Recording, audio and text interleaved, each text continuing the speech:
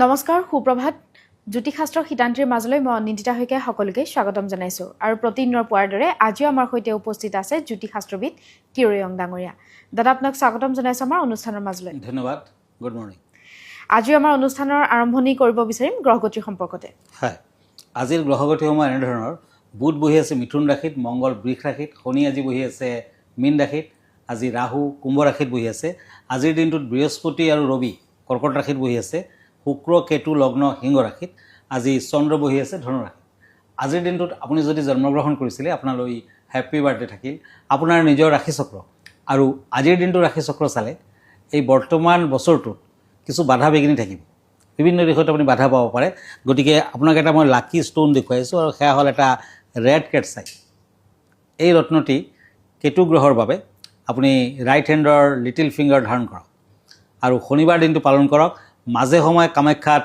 ধোঁৱাৱতী দেৱীৰ মন্দিৰ দৰ্শন কৰক ধন্যবাদ এতিয়া আহিছোঁ আজিৰ দিনটোৰ ৰাশিফললৈ আজি প্ৰথমতে মেঘ ৰাশিসকলৰ ফলাফল কম এৰিছ দুখন ট্ৰেড কাৰ্ড লৈছোঁ কাপছ এণ্ড টেম্পাৰেঞ্চ এই দুখন কাৰ্ড মতে আপোনাৰ ভ্ৰমণৰ যুগ মুকলি হ'ব আজি নিজৰ কিছু স্বভাৱৰ সলনি কৰিব লাগিব আকৰগোজ হৈ সিদ্ধান্ত নল'ব ব্যৱসায় বাণিজ্যত উন্নতি লাভ বিদ্যাত শুভ ফল লাভ আজি পুৱাই স্নান কৰি তুলসী গছৰ তলত পানী ঢালিব দুখীয়াক মচুৰ দালি দান কৰক ৰেড কালাৰ লাকি black colour unlucky lucky number 8 বৃষ ৰাশি তৰাছ চ'ৰ্চ এণ্ড ওৱান্স আজি আপোনাৰ কথা বতৰাত ভদ্ৰতা বজাই ৰাখক আজি বিতৰ্কত ভাগ নল'ব কথা বতৰা চিন্তা কৰি ক'ব বিদ্যাত যত্ন লোৱাৰ প্ৰয়োজন য়েলো কালাৰ লাকি blue colour unlucky lucky number 2 দাদা এই মুহূৰ্তত জানিব বিচাৰিম আজিৰ দিনটোত জাতক জাতিকাসকলৰ শুভ কৰ্ম আৰু যাত্ৰা সম্পৰ্কে হয় আজি 28 জুলাই 11 শাওণ তিথি শুক্লা চতুৰ্দশী বিষ্কম্ভ যুগ ধনু ৰাশি ক্ষত্ৰিয় বৰ্ণ পূৰ্বসাৰা নক্ষত্ৰ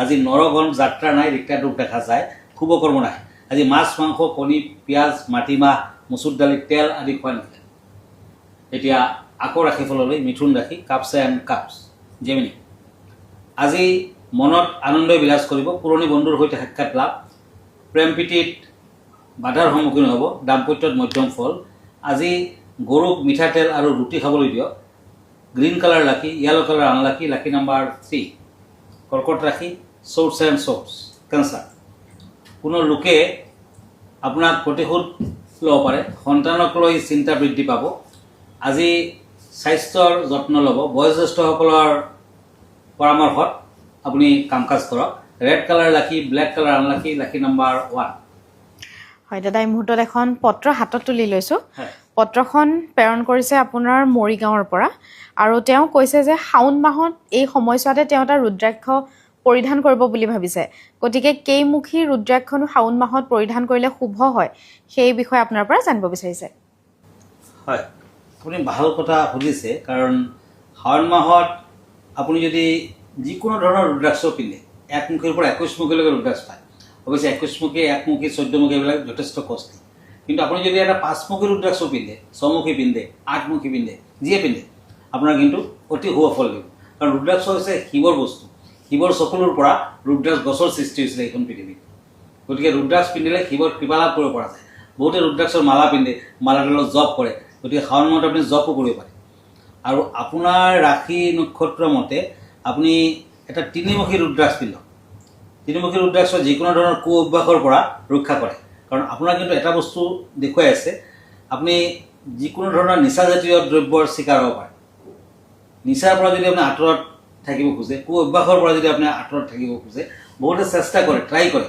মই নিচা আজিৰ পৰা গ্ৰহণ নকৰোঁ কিন্তু নোৱাৰে আকৌ যেন টানি লৈ যায় আৰু সেয়া কিন্তু আপোনাৰ গ্ৰহগতিৰ অপয়ামংগলৰ বাবে গতিকে আপুনি এটা তিনিমুখী ৰুদ্ৰাক্ষ শাওণ মাহতে পিন্ধক শাওণ মাহৰ সোমবাৰ হ'লে আৰু ভাল শাওণ মাহৰ এভৰিডে প্ৰতিটো দিন পাৱাৰফুল কিন্তু সোমবাৰ দিনটো অতি পাৱাৰফুল শাওণ মাহৰ সোমবাৰ দিনা আপুনি তিনিমুখী ৰুদ্ৰাক্ষ পিন্ধক এনেও শিক্ষা সা সম্পত্তিৰ বাবে যিসকলে ৰুদ্ৰাক্ষ পিন্ধিব খুজিছে তেওঁলোকে তিনিমুখী ৰুদ্ৰাক্ষ পিন্ধিব পাৰে আৰু ৰুদ্ৰাক্ষ ধাৰণ কৰাৰ লগে লগে আপুনি বিভিন্ন ধৰণৰ বেমাৰ আজাৰৰ ফালৰ পৰাও হাত সাৰিব পাৰে মেঘ সিংহ ধনু লগ্নৰ ব্যক্তিসকলে তিনিমুখী পিন্ধিব পাৰে আপোনাৰ যেনে মেঘ ৰাশি মেঘ লগ্ন গতিকে আপুনি তিনিমুখী পিন্ধক ওম ৰহ হুং ৰিং হুং কং এই মন্ত্ৰটো জপ কৰিব সোমবাৰ দিনা আৰু ৰুদ্ৰাক্ষ আপুনি তিনিমুখী ৰুদ্ৰাক্ষ ৰঙা সূতাৰে পিন্ধক ধন্যবাদ হয় দাদা, এটা কথা জানিব বিচাৰিম, যিহেতু তেওঁৰ ৰাশি চক্ৰ অনুসৰি তেওঁৰ ৰুদ্ৰাক্ষ ধাৰণটো ক'লে আপুনি, ৰাশি চক্ৰ অনুযায়ী ধৰক এনেকুৱা থাকে নেকি যে ধৰক কিমানমুখী ৰুদ্ৰাক্ষ পিন্ধিব লাগিব বা তেনেকুৱা ধৰণৰ কিবা কথা থাকেনে? নিশ্চয় থাকে, এখেতক ক'লোৱেই মাত্ৰ হয় মেঘ ৰাশি মেঘ লগ্ন, গতিকে তেওঁ যদি তিনিমুখী পিন্ধে বেছি ভাল। কিন্তু ৰুদ্ৰাক্ষ হৈছে শিৱৰ বস্তু, হয় শিৱৰ বস্তুটো আপুনি মানে কেতিয়াও আপোনাক অনিষ্ট কৰিব নোৱাৰে। আপুনি যিকোনো ধৰণৰ ৰুদ্ৰাক্ষ, আপুনি একমুখীৰ পৰা 21 মুখীলৈকে ৰুদ্ৰাক্ষ পিন্ধিব পাৰে, আৰু বিভিন্ন ৰুদ্ৰাক্ষ বিভিন্ন ধৰণৰ ফল দিয়ে।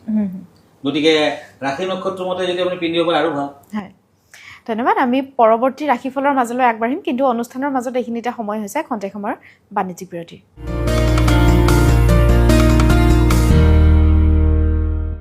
বাণিজ্যিক বিৰতিৰ পাছত স্বাগতম জনাইছোঁ জ্যোতিষশাস্ত্ৰৰ শীতান্তিৰ মাজলৈ। দাদা, আমি ৰাশি চক্ৰৰ মাজলৈ আগবাঢ়িম। হয়, এতিয়া আকৌ ৰাশিফল ওৱান্স এণ্ড পেণ্টাকলছ, সিংহ ৰাশি, লিঅ'। আপোনাৰ আজি জ্ঞান লাভ হ'ব, আনৰ পৰা বেছি আশা নকৰিব, ব্যৱসায় বাণিজ্যত সফলতা লাভ, দাম্পত্য জীৱন সুখত ভাল ফল পাব, আৰ্থিক বিষয়ত ধ্যান দিব লাগিব। হনুমানজীৰ সন্মুখত বজৰংবাণ পাঠ কৰক, মেৰুণ কালাৰ লাকি, cream colour unlucky, lucky number 4। এতিয়া আহিছোঁ চ'ৰ্চ এণ্ড চ'ৰ্চ, কন্যা ৰাশি। আজি আপোনাৰ সাহস বৃদ্ধি পাব, আনক হিংসা নকৰিব। আজি ভ্ৰমণৰ সুযোগ পাব, আত্মীয়ৰ সৈতে ঘনিষ্ঠতা বৃদ্ধি পাব। আজি আপুনি বিভিন্ন ক্ষেত্ৰত প্ৰেৰণা পাব। চিলভাৰ কালাৰ লাকি, blue colour unlucky, lucky number 2। এতিয়া আহিছোঁ ওৱান্স এণ্ড চ'ৰ্চ, তুলা ৰাশি, লিব্ৰা। আজি আপোনাক দুষ্ট লোকে বিপথে পৰিচালিত কৰিব পাৰে, সাৱধান হওক। সা সম্পত্তিলৈ চিন্তা বৃদ্ধি পাব, ভ্ৰমণৰ যোগ দেখা যায়। বিদ্যাৰ্থীসকলে পঢ়া শুনাত মনোযোগ দিব লাগিব। আজি এটা মাটিৰ পাত্ৰত অলপ কৰ্পূৰ আৰু লং জ্বলাই ঘৰখনত ধোৱা দেখুওৱা, ভাল হ'ব। Purple colour lucky, red colour unlucky, lucky number 6। Church and pentacles, বৃশ্চিক ৰাশি, স্কৰ্পিঅ'। আজি আপোনাৰ কৰ্মত উন্নতি হ'ব, আনৰ পৰা প্ৰেৰণা পাব। প্ৰেমৰ ক্ষেত্ৰত কিছু বাধা, সামাজিক ক্ষেত্ৰত পদপ্ৰাপ্তিৰ সম্ভাৱনা। আজি বুজা পৰা থাকিলে সিদ্ধান্ত ল'ব পাৰিব। Cream colour lucky, pink colour unlucky, lucky number 6। দাদা, বিষয় সন্দৰ্ভত জানিব বিচাৰিম, আজি কেনেধৰণৰ বিষয় আগবঢ়াব? হয়, আজি বৰ এটা ইম্পৰ্টেণ্ট বিষয়ত ক'ম, আৰু সেয়া হ'ল দেৱ দেৱীসকলৰ বাহন সম্পৰ্কে। আমি জনাত বিভিন্ন দেৱ দেৱীৰ বিভিন্ন ধৰণৰ বাহন থাকে, যেনে সৰস্বতীৰ বাহন হৈছে ৰাজহংস, গণেশৰ বাহন হৈছে মুখিক, তাৰমানে এন্দুৰ, নিগনি। ঠিক তেনেকুৱা বিভিন্ন দেৱ দেৱীৰ বিভিন্ন ধৰণৰ বাহন। ভাৰতীয় পৌৰাণিক কাহিনীত দেৱ দেৱীসকলৰ বাহন বা বাহনস্বৰূপ জীৱ থাকে, যিবোৰত তেওঁলোকে আৰোহণ কৰে। এই বাহনবোৰ তেওঁলোকৰ চিৰসংগী।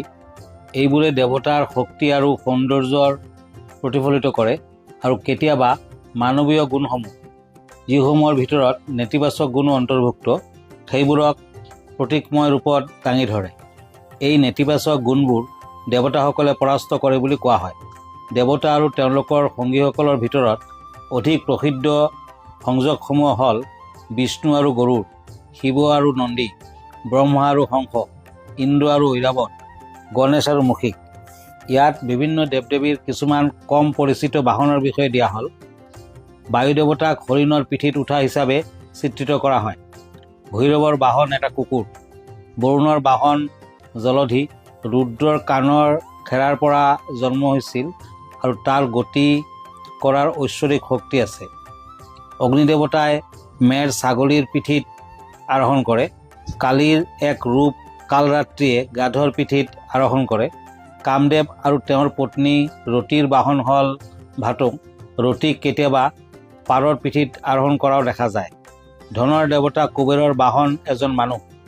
হাতত পানীৰ কললৈ যমুনাক এটা কাছৰ পিঠিত উঠা হিচাপে চিত্ৰিত কৰা হৈছে। সৰস্বতীয়ে ৰাজহাঁহৰ পিঠিত আৰোহণ কৰে। কোৱা হয় যে শিৱ আৰু পাৰ্বতীৰ বিবাহ যাত্ৰাত তেওঁ হাতীৰ পিঠিত উঠিছিল। অশ্বিনী কুমাৰসকলে ঘোঁৰাৰ পিঠিত আৰোহণ কৰে বুলি কোৱা হয়, যদিও ঋগ্বেদত গাধকো তেওঁলোকৰ বাহন বুলি উল্লেখ কৰা হৈছে। দুৰ্গাই এক হিংস্ৰ বাঘৰ পিঠিত ভ্ৰমণ কৰে। গংগাই মকৰ পিঠিত আৰোহণ কৰে বুলি কোৱা হয়, যি ঘঁৰিয়ালৰ শৰীৰ আৰু হাতীৰ শুৰ থকা এক প্ৰাণী। শনিয়ে কাউৰীৰ পিঠিত আৰোহণ কৰে। এইবাবে বিশ্বাস কৰা হয় যে কাউৰীক আহাৰ দিয়াটো শনিক প্ৰসন্ন কৰাৰ এক উপায়। সূৰ্যই 7টা বগা ঘোঁৰাৰ টনা ৰথত আৰোহণ কৰে। লক্ষ্মীয়ে ফেঁচা চৰাইৰ পিঠিত আৰোহণ কৰে। কেতিয়াবা তেওঁ হাতীৰ পিঠিতো আৰোহণ কৰে। পুণ্ড্ৰক ক'লা ম'হ, যিটোকে যমে আৰোহণ কৰে বুলি কোৱা হয়, ৰুদ্ৰৰ উৰুৰ পৰা জন্ম হৈছিল। শিশুসকলৰ ৰক্ষক আৰু হিতকাৰী দেৱী ষষ্ঠীক প্ৰায় মেকুৰীৰ পিঠিত আৰোহণ কৰাৰ ৰূপত প্ৰতীকময় কৰা হয়। ভিডিঅ'টিৰ যোগেদি খুব সুন্দৰকৈ তেওঁ ব্যক্ত কৰিলে দেৱ দেৱীসকলৰ বাহনৰ বিষয়ে। দাদা আমি পৰৱৰ্তী ৰাশিফলৰ মাজলৈ আগবাঢ়িম। হয়, এতিয়া আকৌ পেজ অফ ওৱান্স এণ্ড কাপছ, ধনুৰাশি চেৰিটেৰিয়াছ। পিতৃৰ স্বাস্থ্যক লৈ চিন্তিত হ'ব, বেছি আশা নকৰিব। আজি পেটৰ সমস্যাত ভুগিব পাৰে। আজি যান বাহনৰ ক্ষেত্ৰত সাৱধান হওক। দাম্পত্যত মধ্যম ফল। আজি যান বাহনৰ সন্মুখত এটা হনুমানৰ চিত্ৰ লগাওক। White colour lucky, pink colour unlucky, lucky number 9। Church and page of church, মকৰ ৰাশি কেপ্ৰিকৰ্ণ। আজি তীৰ্থ ভ্ৰমণ হ'ব পাৰে। বেপাৰ বাণিজ্যত ধনলাভ। আজি পৰিয়ালত শুভ সংবাদ পোৱাৰ সম্ভাৱনা। বিদ্যাৰ্থীসকলে পঢ়া শুনাত ধ্যান দিব লাগিব। চিলভাৰ কালাৰ লাকি, blue colour unlucky, lucky number 1। এতিয়া আহিছোঁ ওৱান্স এণ্ড কাপছ, কুম্ভ ৰাশি একুৰিয়াছ। দাম্পত্য জীৱন সুখৰ হ'ব। অযথা খৰচা পাতি নকৰিব। মাতৃৰ পৰা সন্মান প্ৰাপ্তি। আজি আনৰ অন্যায় নকৰিব। কৰ্মৰ ক্ষেত্ৰত পদোন্নতিৰ যুগ। আজি নিজৰ ইষ্টদেৱক স্মৰণ কৰক আৰু সৰুকৈ চন্দনৰ ফুট এটা লগাওক। অৰেঞ্জ কালাৰ লাকি, purple colour unlucky, lucky number 4। মীন ৰাশি age of source and source. আজি বহুদিনৰ পৰা মনত ভাবি থকা কোনো ইচ্ছা পূৰণ হ'ব পাৰে। প্ৰেম বিবাহৰ ক্ষেত্ৰত আজি মধ্যম ফল। ঘৰুৱা সমস্যাৰ সমাধান হ'ব। মন শান্ত থাকিব। সামাজিক দিশত মধ্যম ফল। আজিৰ দিনটোত গোলাপীয়া ৰঙৰ কাপোৰ পৰিধান কৰক আৰু পশু পক্ষীক খাদ্য খোৱাওক। আজি পিংক কালাৰ লাকি, maroon colour unlucky, lucky number 6। দাদা ধন্যবাদ জ্ঞাপন কৰিছোঁ। যিহেতু আমি অনুষ্ঠানটি শেষ কৰিব লাগিব, অনুষ্ঠানটি শেষ কৰাৰ পূৰ্বে দৰ্শকসকলক জনাই থ'ব বিচাৰিছোঁ, আপুনিও যদি কিৰয়ং ডাঙৰীয়াৰ সৈতে যোগাযোগ কৰিব বিচাৰে তেতিয়াহ'লে আমালৈ পত্ৰ প্ৰেৰণ কৰিব পাৰে, নাইবা গুৱাহাটী মহানগৰীৰ পল্টন বজাৰত তেখেতৰ যি চেম্বাৰ আছে তাত আহি আপুনি পোনপটীয়াকৈ তেওঁক লগ ধৰিব পাৰে। দাদা আপোনাৰ ঠিকনাটো এবাৰ জনাই দিব। মন কৰিব, মই ইনষ্টাগ্ৰামত আছোঁ, ইউটিউবত আছোঁ, মই ফেচবুকতো আছোঁ।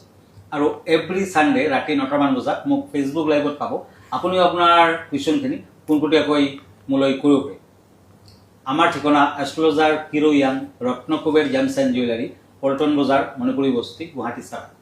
ফোন নম্বৰটো হ'ল 8822931171 আৰু এটা নম্বৰ হ'ল 9957421212।